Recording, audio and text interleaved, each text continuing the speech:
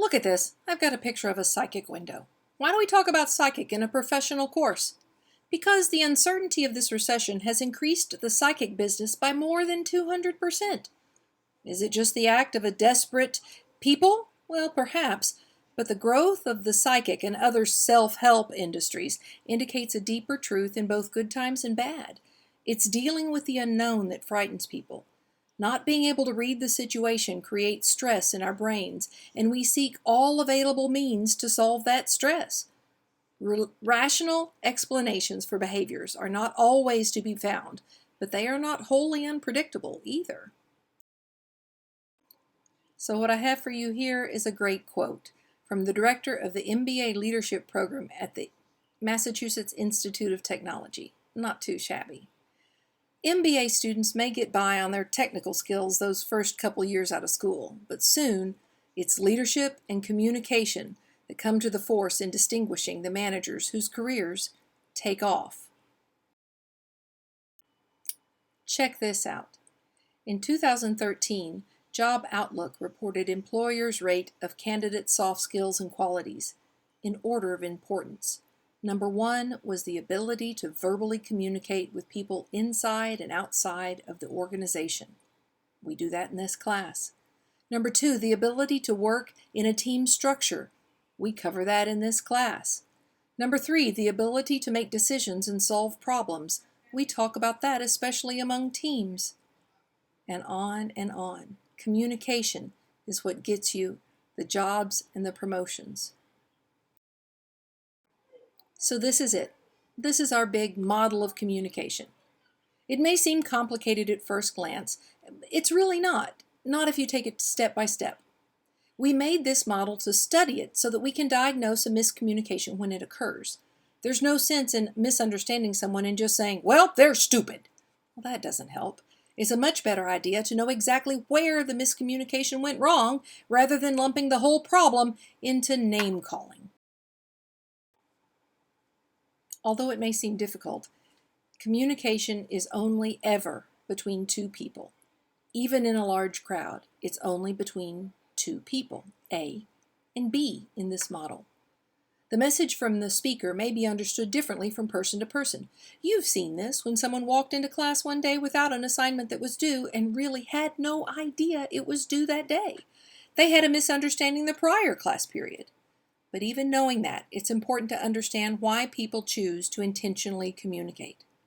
First, there's a stimulation to say something or to do something, and it's that stimulation that can come from an internal source, such as a thought, or an external source, such as the boss telling you to tell another employee something. In the picture, one man is yelling through a megaphone at the other. I hope it was not the boss-employee thing, as that's terrible for morale. Frequently, a misunderstanding comes from someone thinking that the communication was from an internal source, and we do tend to hold people more accountable for it when it really was from an external source. Even if you understand where that first idea to communicate came from, it's important to understand the speaker's or the actor's motivation. Some motivations are good, and if we lived in that kind of world, well, life would look more like a Disney movie. Sometimes the motivation is sincere. Other times it's not.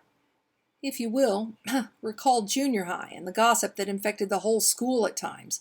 Some people seem to have never outgrown that mindset. I've always questioned the person who gossips to tell you something that's really none of your business, as it only serves to cause problems. That type of miscommunication is a motivation issue, and the motivation is always a bad one. So we've covered the fact that there are two communicators, and we've covered that there's a stimulus and a motivation. Next, we have to consider how we say the message. The photos show two different ways a manager might tell someone they need to correct an action. Of course, each will get the job done, but one way, the boss who is yelling, will build resentment in the employee and open himself up to acts of pettiness and revenge. The coach on the lower picture is more likely to get the message across and keep good team spirit. Miscommunication happens when a message is encoded correctly or decoded incorrectly. Surrounding all of the prior areas is our individual frames of reference. The list is endless, but these are just some of the more common frames that can cause a miscommunication between two people. Imagine someone with an advanced vocabulary talking with someone of limited vocabulary. I've had it happen with me. The person who never finished high school later confided to me that he was terrified to speak with me for fear that I would judge him harshly. Thankfully, we kept talking, and he realized I wasn't that sort, and I changed the words I chose to use so that communication was easier. I kind of dropped my big professor words for more common vocabulary set. If you don't think race plays a role in how two people can communicate a situation differently, just Google #WhileBlack and see what the media has to say. Gender is also a big deal. Men may not realize just how dangerous a parking lot at night can feel to a woman. It's from the messages women have received their whole lives that basically tell them that the world is not a safe place, especially at night, and especially alone. Communication, even a friendly, "Hey," when said at night in a parking lot, will not have the same meaning as the greeting in the daytime. We could go on and on through each one, but please take a moment and think about how each one of these areas listed could cause a miscommunication.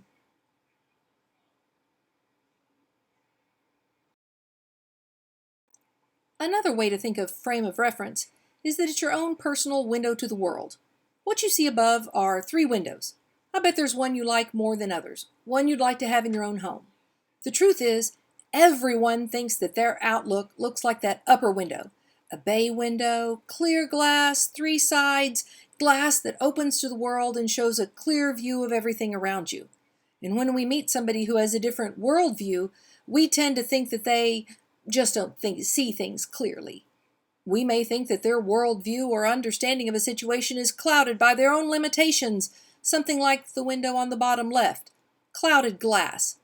If we meet someone who has a dramatically different view from our own, we might even think that their worldview or understanding is so limited they don't even have any glass in their windows, and that their window is nothing more than a small hole. We sometimes think their limited knowledge or understanding of how we see the world is due to any variety of reasons, such as poverty or race, education, gender, sexual orientation, religious or political beliefs. I could go on and on. The truth is that all people think they see the world clearly, and misunderstandings occur because the other person has a limited view. The real skill in overcoming miscommunication is to understand that their worldview is just as clear and valid as your own to them. It's a struggle, but it's worth it to meet and understand so many people that we come into contact with every day. One of the more powerful, realistic, and expensive miscommunications due to frame of reference was between NASA engineers and the engineers at Lockheed Martin. NASA engineers used metric measurements, Pascal, and Lockheed Martin engineers used English measurements, pound-force per square inch. NASA designed the Mars Explorer and Lockheed Martin built it. Imagine the years and millions of dollars that went into this project. Designing, redesigning, building, getting approvals, launching the rocket with the explorers, waiting the months and months for it to reach Mars, and then, as the Explorer attempted to merge into the Mars atmosphere, the formulas were wrong. It burned up in entry. No data was gathered. Imagine the despair on those NASA engineers' faces as they excitedly waited for it to go into orbit, only to sit with stunned faces as no data came back. No commands were returned. All of this happened because each organization just assumed the other one understood something as fundamentally basic as measurement systems. The NASA engineers assumed Lockheed used the universal measurement system the rest of the world uses, and Lockheed engineers assumed NASA, an American organization, used American measurements. Assumption mistakes of frame of reference wasted years of development and millions of dollars. If you will, let's just take a look at difference in cultural values. This was from a study in 2010 of cultural values, the top 10 cultural values of Americans, Japanese, and Arabic peoples. Just looking at the American values, would you say that those values listed there are top 10 American-style values? If you look at the study under the Japanese values and the Arabic values, you'll notice that not a single one of the American values appears in the other two. Is it any wonder then that Americans frequently have a difficult time understanding why people in Asia and Middle Eastern cultures see things so differently? It might also explain why we are in conflict with some of those cultures more so than with other cultures. There is more of an in-depth study of culture in other chapters. Next on our journey through the model of communication is code. It's just the symbol of meetings. There are 3 different types of code that we use. So many of us spend a lot of time preparing for an important conversation by thinking about the words that we're going to use. In actuality, the words, the verbal part, are just 7 to 10% of the message we send.